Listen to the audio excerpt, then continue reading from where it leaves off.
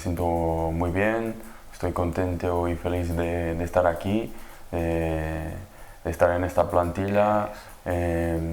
Agradecer al presidente, al míster, su comisión técnica y directiva, y sobre todo a los jugadores que me han recibido muy bien en un vestuario muy alegre.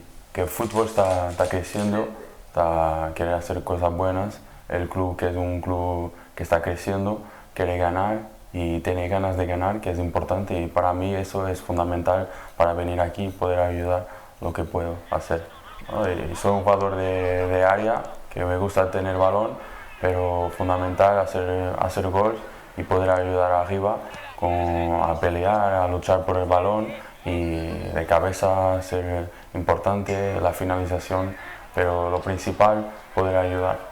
Para esta temporada hacer lo mejor que podemos, luchar lo máximo, y si podremos salir campeón, muy bien, pero hay que trabajar todos los días en todos los entrenamientos y partido a partido a ver cómo llegamos al final. Seremos.